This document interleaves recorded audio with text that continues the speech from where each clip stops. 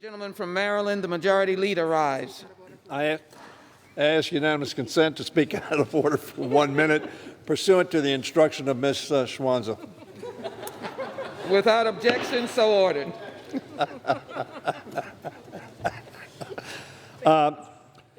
Madam Speaker, I'm going to be yielding to the Republican whip in just a second, but I will announce the schedule for the weeks to come. As we face the crisis of COVID-19 pandemic, the House must do its duty in full and do so in a way that contributes to the safety and welfare of our people, not in any way that harms it. I want to thank each member of the House for returning to D.C. today to vote on this important legislation. Madam Speaker, members are advised no votes are expected in the House next week.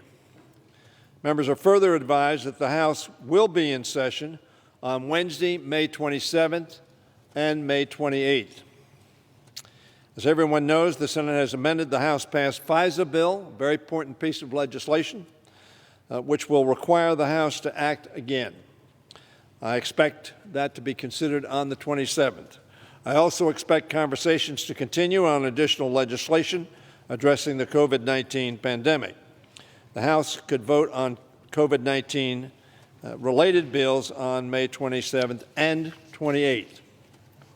I am pleased that the House has adopted a resolution to allow the committees to work remotely. I look forward to getting our committees back up and running so they can begin having hearings and markups on critical legislation. Clearly, the House, as it moves forward, needs product. I've talked to the appropriators. I know that the WRDA bill is also a bill that we are looking at moving forward. The National Defense Authorization Act is a bill that we want to see marked up. I talked to Mr. Smith tonight. So hopefully we will be moving ahead, getting product, and we'll be considering that. We have adopted some rules not only for committees but for the floor that will facilitate not only working on legislation but also the safety of our members and staff. As the gentleman knows, we have a number of must-pass bills that I've just mentioned. I think I did not mention the surface transportation bill, but I did mention WRDA. As committees begin consideration of these bills, I will be in touch with members about when they will be scheduled. Beyond May 27th and May 28th, I want all members to know that they will be given 72 hours notice of when they would need to be returning to Washington, D.C. for any additional votes. I would simply say one of the reasons that we are not meeting next week, we're going to give the staff, not only of the committees, but of the House, the opportunity to determine exactly how the new rules can be carried out, not in any way to adversely affect either our Republican side of the aisle or the Democratic side of the aisle, and to reflect accurately the votes of members, whether they are able to get to Washington during this pandemic or not. And with that, I yield to the gentleman from Louisiana, my friend, Mr. Scalise. Thank the gentleman from Maryland for yielding, and a couple of questions, but the first I want to ask, it's my understanding that on May the 19th next week, we are supposed to be swearing in the new members of Congress who were elected this week. You didn't mention that. Is that still going to move forward here on the House floor? I apologize for not mentioning that. There will be pro forma sessions, and at the pro forma session on Tuesday, we will swear in the 2 new members. I yield back. Thank the gentleman for that clarification. As it relates to, and obviously we had a full debate on the floor today about this change in the proxy voting. There still were many constitutional questions raised, especially as it relates to Article 1, Section 5, which states that a majority of each House shall constitute a quorum. I would hope, although the rule is clearly passed and your side was able to pass that, doesn't mean it needs to be exercised. Because the Senate's going to be in next week, because we proved today we can come back safely and conduct our business, I would just hope and urge that while it's a now opportunity and option for the majority to use, that we still would continue to do business with a majority of members being present, because if a major piece of legislation were to come to this floor and to pass with a proxy, meaning 20 people holding proxies clearly under your bill would be what your side would claim would be a majority, it would be challenged, or definitely would be eligible for being challenged in court under the Article 1, Section 5 constitutional requirement of a quorum. I would just hope that would be considered, that while it's there in the rule now, doesn't mean it has to be the way the House conducts business. And I would yield. Reclaiming my time, the gentleman's correct. We expect a good turnout of members on both sides of the aisle to be in the chamber when we meet. We do know, however, there are members who, for health reasons, either their own health or the health of one of their family members, transportation issues, as you know, they're more difficult now with the pandemic going on. But our expectation is there will be a good number of members. We do not expect there to be 20 members here. We expect to be many more.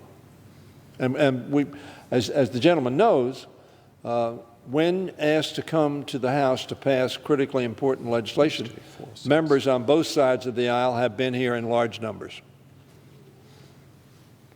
Gentleman, yield back. I yield to the gentleman. Thanks. I think today our total number of members that showed up out of 435 were 406. Of course, we didn't have a full 435. We'll have a few more sworn in next week. But with over 400 members of Congress able to get here safely to do our business, and again, we know the Senate's going to be in next week. We know the President is at the White House working as well with his team. I would just hope that we would continue to lead by example as we're encouraging others to safely reopen. My home state of Louisiana today started entering into phase 1 of the reopening of our economy, and we saw so many new establishments. Of course, we've got our frontline workers, hospitals and grocery stores that have already been opened, and other establishments. But today we were able to have a full entering of phase 1, and from all accounts it went very smoothly. I know the gentleman's state of Maryland is doing the same thing. 36 different states are already entering phase 1 of reopening, and I would just hope that we would lead by example by showing here in the House that we too can do the people's business safely in person. And do we know when that next time that the House would be convening would be? If it's not going to be next week, do we have a date when? 27th and 28th. And is there any formal legislation or even committee hearings that will be? I already said that, but I'll repeat it. We'll be considering FISA legislation, I believe, on the 27th, and we will be considering other COVID-19 related bills if they're ready. We have not specifically identified those bills, but on the 27th and 28th. We will be meeting 2 days on that week. It is, as you know, Memorial Day on Monday of that week. And then for committees like Armed Services that are going to be hopefully starting their negotiations on the National Defense Authorization Act, obviously those are things that have an opportunity to be bipartisan. Hopefully they will be bipartisan. Historically they have been, and that would be hopefully some more work that the House would do here in Washington, here at the Capitol, and we would just push to make sure that that is the case, that we do as much of our work here, not remotely, not through Zoom and Skype and WebEx and other things, but actually here in the Capitol, where we can again show the country, as we're asking them to safely reopen and start getting our economy back on track, that we would do the same thing. And I would yield. What I think, and I'm reclaiming my time, what I think, Mr. Whip, is that we are showing that we intend to do our work, and we intended to do it with concern for the safety of our members, with the safety of our staff, the safety of witnesses who appear before our committees, and the safety of committee members as they proceed. I will tell you that Mr. Smith and I had a discussion, as I said a little earlier. He is going to be talking to his ranking member, and I expect them to have a markup, and I expect that markup to be in person. Well, thank you. And I would share the gentleman's hope that that happens. I know there was a lot of concern expressed with the resolution. It authorized pro forma sessions until July 21st, and I sure hope that's not the approach that the House would be taking, that instead of pro forma, we would actually be here in person doing that, Well, that work of the people. We're in session now, of course, and I expect us to be in session on the 27th and 28th, and I expect in the interim committees will be considering legislation so that we will have product to do. We're behind schedule. I still want to accomplish much of the work that we need to do as a regular order of business in the near term. Thank you. I thank the gentleman, and I yield. I yield back the balance of my time. The gentleman yields back. For what purposes is the gentleman from New Jersey?